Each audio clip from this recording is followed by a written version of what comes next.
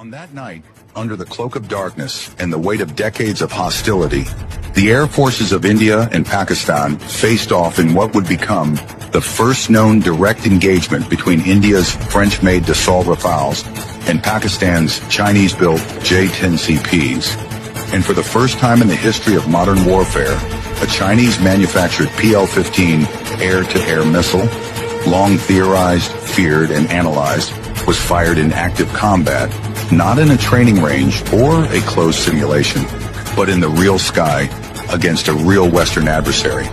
The symbolic weight of that moment cannot be overstated. For years, Western defense analysts speculated about the PL-15. With its range exceeding 200 kilometers, active electronically scanned array AESA radar guidance, and two-way data link, the missile represented the cutting edge of Chinese aerospace engineering. But until that night, it had never been used in live combat.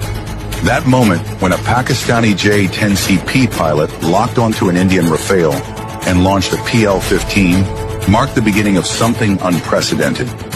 The first ever use of Chinese next-generation missile technology in a peer-to-peer engagement.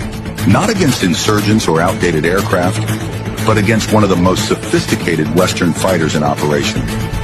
The PL-15 was no longer a rumor, no longer a theoretical threat on PowerPoint slides. It was now a weapon of war, and yet the world almost missed it. There was no bombastic announcement, no press conference, no smoking wreckage on the ground. What unfolded was a quiet but powerful shift, a stealthy chess move in the sky, where strategy, software, and split-second decisions changed the future of air power. It began with an incursion alert, Indian surveillance picking up high-speed targets crossing into contested airspace over the Kashmir region. Within minutes, Rafales were scrambled from bases in Ambala and Hasimara. These aircraft, gleaming symbols of Western aeronautical dominance, were equipped with the Spectra electronic warfare suite, Daly's RBE-2 ASA radar, and the Meteor missile, until now considered the most lethal long-range air-to-air weapon in the region. The Indian pilots flew with confidence, experience, and perhaps an expectation of overwhelming superiority. But they weren't alone in the sky.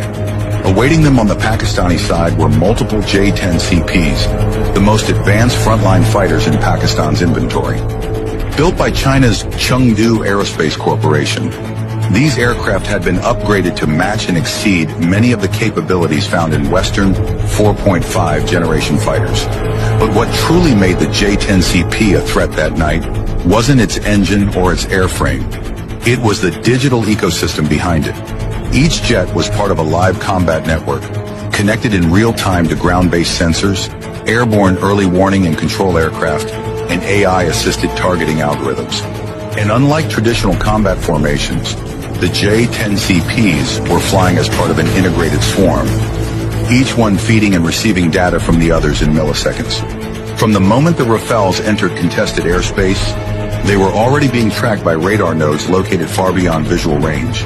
The J-10CPs began to maneuver in coordinated arcs, utilizing radar cross-section management and deceptive jamming pulses to obfuscate their locations. The Rafale's Spectra suite responded, trying to build a threat picture, but the clutter was overwhelming.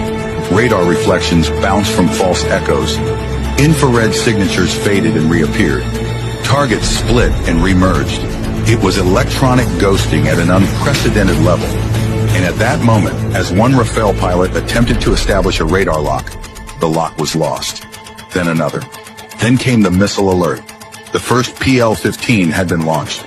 That moment, a digital lock from beyond 150 kilometers, a launch command passed through an AI-vetted fire control system, and a sleek, ramjet-powered Chinese missile streaking through the upper atmosphere toward a French-built aircraft signified the crumbling of a long-standing assumption. That assumption being that no non-Western air force could successfully use its indigenous weapon systems in real combat to challenge a frontline NATO standard fighter. The PL-15's guidance system, built on AESA radar, similar in class to Western systems, but tuned to operate in heavily jammed conditions, allowed it to maintain lock even under Spectra's defensive scrambling. For the first time, the French-Indian fusion of stealth, jamming, and sensor resilience faced a missile with equivalent, or possibly superior, electronic resistance.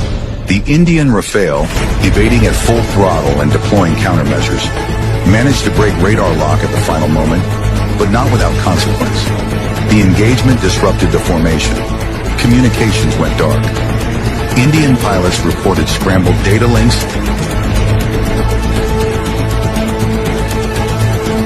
Pilot later recounted feeling like they were flying inside a maze of mirrors, never sure if what they saw was real or a decoy.